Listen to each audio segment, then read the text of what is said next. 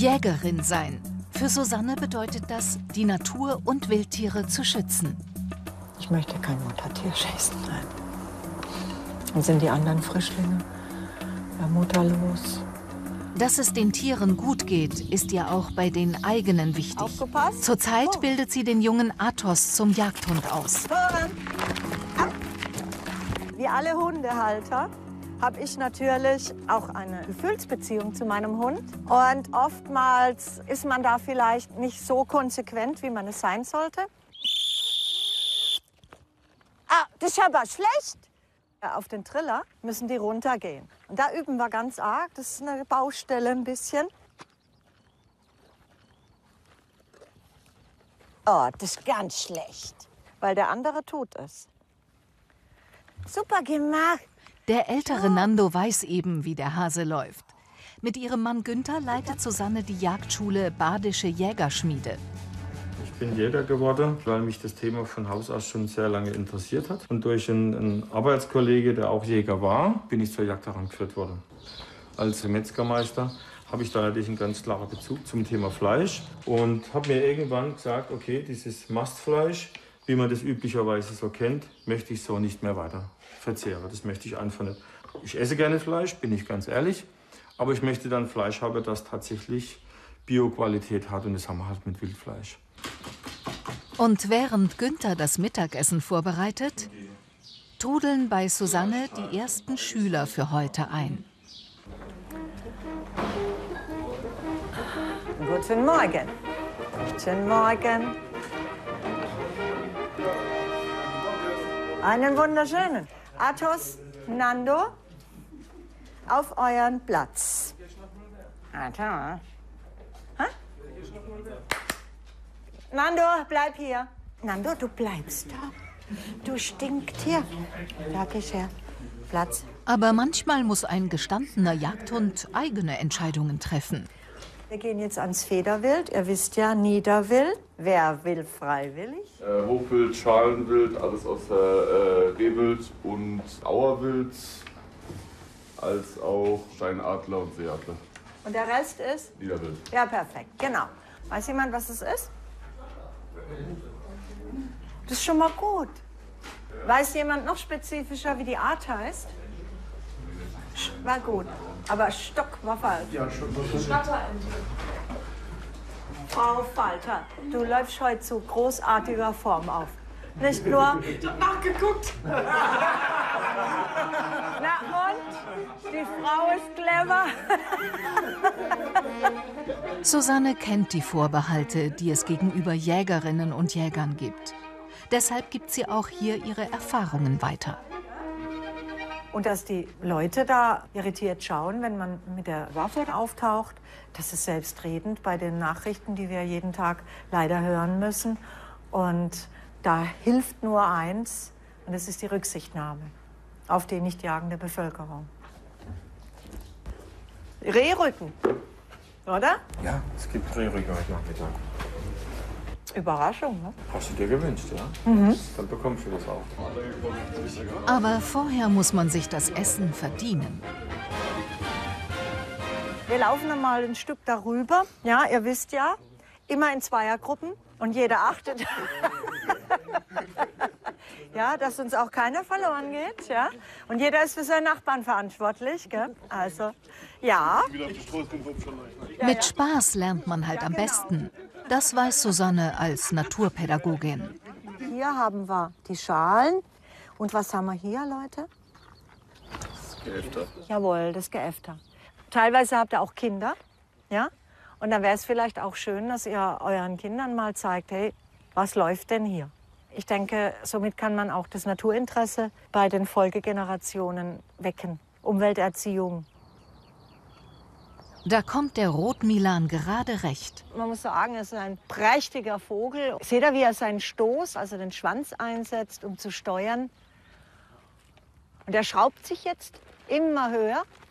Die warten ja immer ab, bis die Thermik, also die Luftmassen, sich erwärmen. Die benötigt er, um überhaupt sich so hochschrauben zu können. Deswegen sieht man in den frühen Morgenstunden oder am Abend, wenn es kalt ist, niemals irgendwelche Greifer am Himmel. Hast du den extra bestellt für heute jetzt hier? Ja, oder es war nicht einfach und er war pünktlich. Danke! Das ist der Hammer. Ja, genau. Jägerinnen und Jäger müssen sich aber auch mit Pflanzen auskennen. Aus gutem Grund. Wenn ihr das da aufmacht und euch so die Körnchen anguckt, dann haben wir jetzt die Milchreife erreicht. Schmeckt süßlich. Wann ist mit Wildschäden im Getreide zu rechnen? Ab dem Eintritt der Milchreife. Also davor gehen die gar nicht rein. Ha schon, aber es schmeckt nicht gut, ist trocken, bringt nichts. Ganz sicher ist die Jagd das Spannendste, was ich in meinem ganzen Leben erlebt habe. Das wusste ich nicht, wie tief mich das innerlich befriedigt, in meiner Umgebung zu wissen, was sich da abspielt, was lebt da, die Zusammenhänge zu erkennen. Das begeistert mich sehr. Diese Begeisterung teilt sie mit ihrem Mann.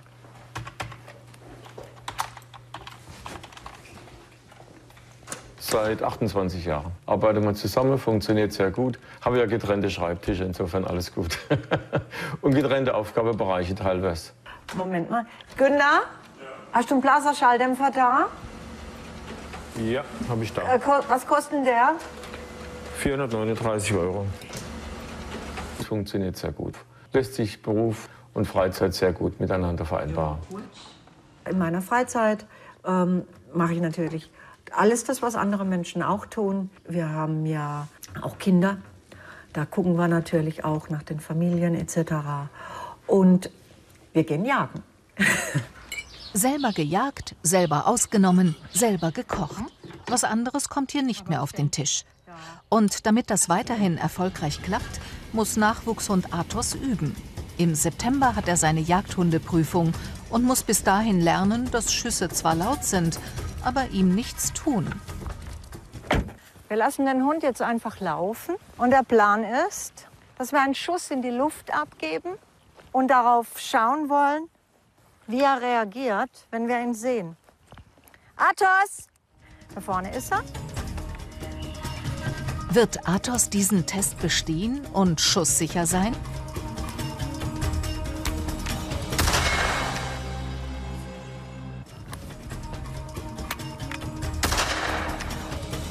Keinerlei Reaktion. Sehr zufrieden. Perfekt. Ja, wunderbar. Ein braver, ein braver. Komm her. Anleinen. Hier sitzen. Wunderbar. Sein Rückruf war jetzt auch sehr gut.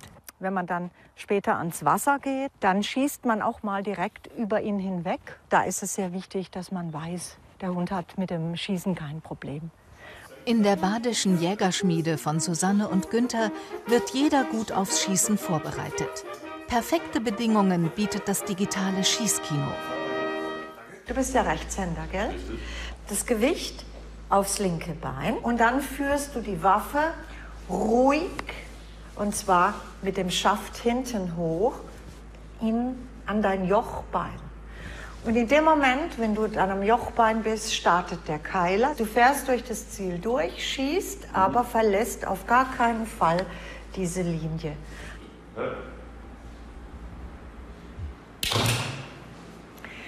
Das war ein hervorragender Schuss.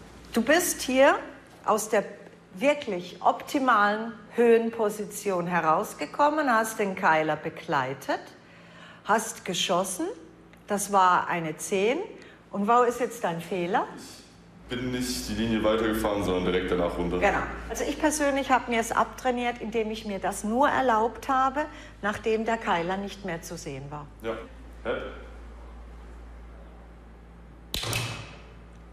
Das war viel zu weit vorne. Super.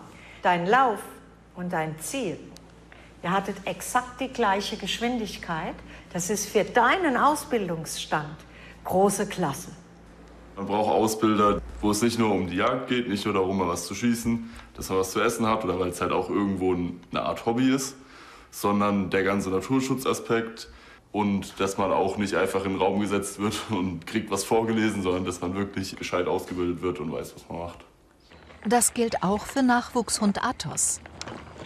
Es ist sehr wichtig, dass man eine Schleppe, so nennt man das, auch gut markiert. Und ich sprühe da jetzt ein bisschen was auf die Ente drauf.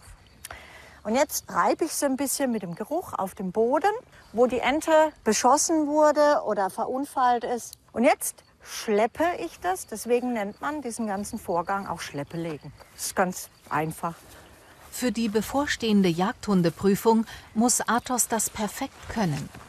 Und wenn er die nicht besteht, darf er nicht mit auf die Jagd.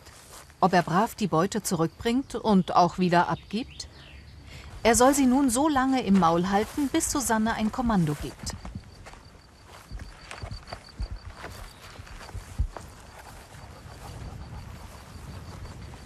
Sitzen. Braver. Halten. Aus. Ja, das hast du aber fein gemacht. Prima.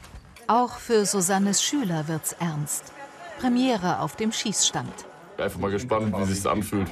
Weil eine Waffe wiegt ja auch ein bisschen was, hat Rückstoß. Und das ist ja was ganz anderes als im Schießkino. Deswegen, ja, Respekt, aber... Genau, Respekt. Das ist nämlich der Punkt eigentlich.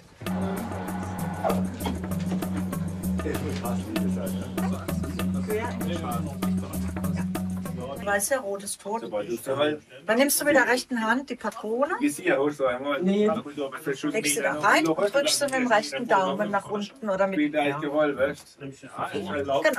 Genau, hast du gehört? Das hat eingerastet. Jetzt schiebst du den Verschluss gut zu. Jawohl.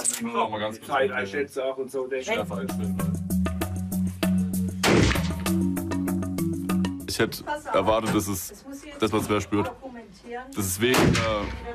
Ich dachte, ja, weil was hieß, das knallt richtig. Ja, nix. Wir haben auch Kopfhörer. Nein, ich meine der Rückstoß. Ja. Das ist gar nichts. Ja.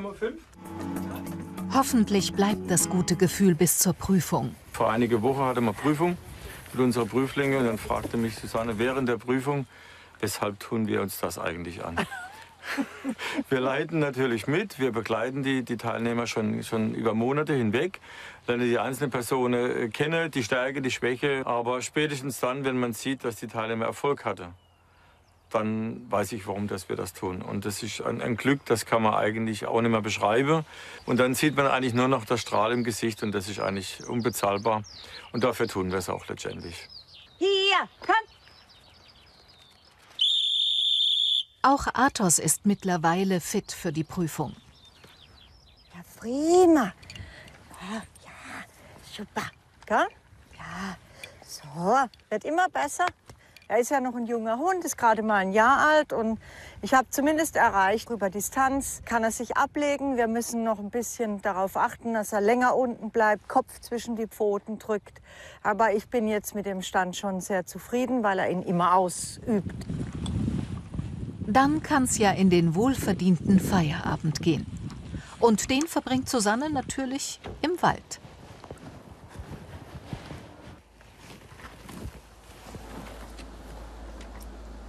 Im eigenen Revier möchte sie heute einen Rehbock anlocken. Aber es kommt anders, als sie denkt.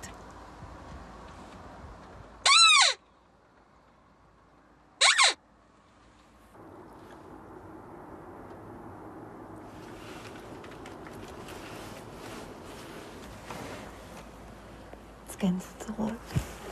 Die Wildschweine wurden aufgescheucht.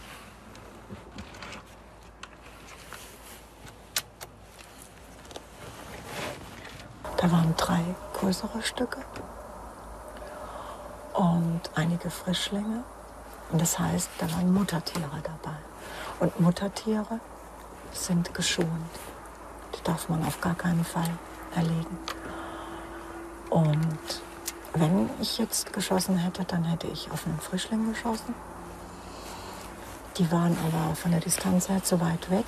Und als sie rauskamen, zu schnell für einen Schuss von so einer Kanzel aus, weil da kannst du ja nicht mitschwimmen. Und dann habe ich mich jetzt an dem Anblick gefreut, war spannend, hat mir gut gefallen, aber hat nicht geklappt, sei es drum, auch in Ordnung. Das Revier und die Tiere, die in ihm leben, stehen für Susanne an erster Stelle. Erst danach kommt der Jagderfolg.